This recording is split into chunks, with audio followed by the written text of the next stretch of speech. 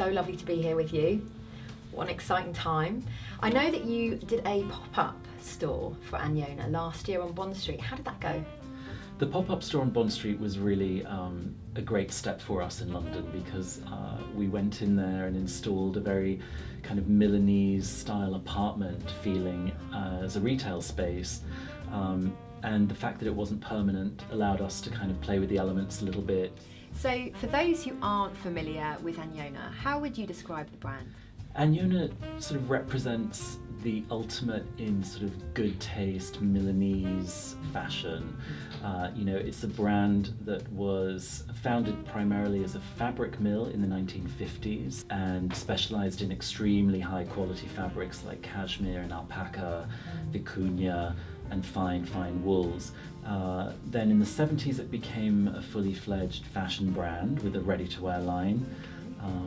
And I think what's interesting about Agnona is that it was really, as a clothing line founded in concepts such as soft double-faced tailoring, jersey tailoring, knitwear. So these are all things that are just as relevant today as they were in the 70s. And so how would you describe the Agnona woman? I think fundamentally she's incredibly international, cultured, somebody who really appreciates and understands high quality. And it's more about the clothing kind of showing someone in their best light, so that you almost notice the woman who's wearing it first rather than what she's wearing. Agnona makes you feel amazing. I just feel so great in this outfit. How do you feel when you see women wearing Agnona?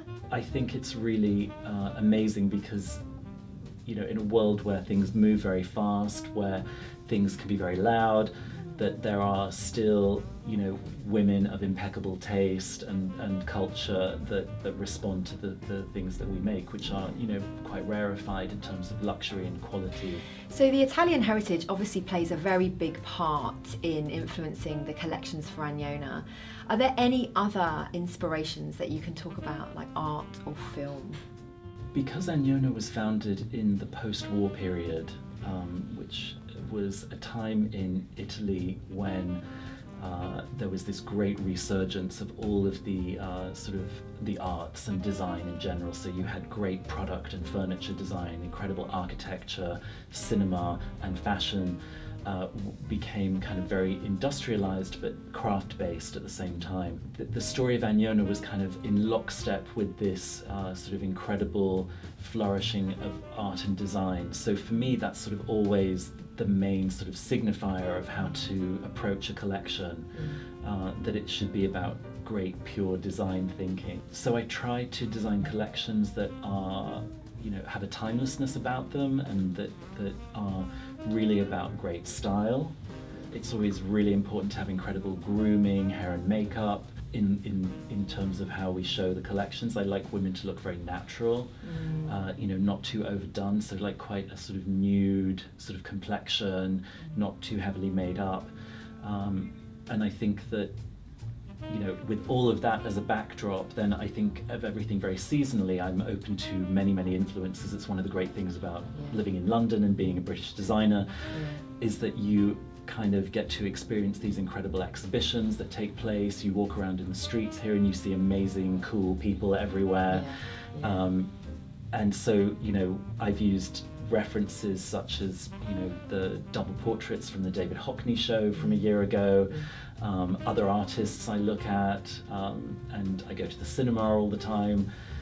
These things definitely infiltrate the collection, but it always comes back to a very kind of pure taste level, and that's really, one of the codes of Agnona.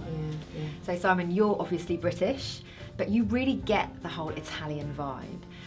How do you think British people will relate to the Agnona brand? I think, being British, we've always been a kind of cultural crossroad in a way. And I think sometimes it takes an outsider to look at something to be able to see it's the best of it. So with Agnona, I like to think that my idea for it is more Milanese than the Milanese, in a way. So you've launched the new Agnona store with Spring Summer, which is looking gorgeous. What's next? Next up will be pre-fall and fall, which is delivering as we speak.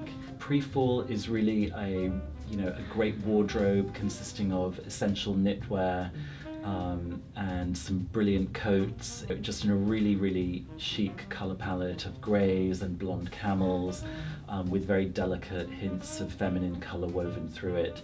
Lovely, that sounds great. Yeah, I mean, it's a really beautiful heritage in that respect. We have these gorgeous books that really catalogue, decades of blues and beiges and pinks and nudes and reds, and we often refer to those because the old-fashioned colours are so exquisite.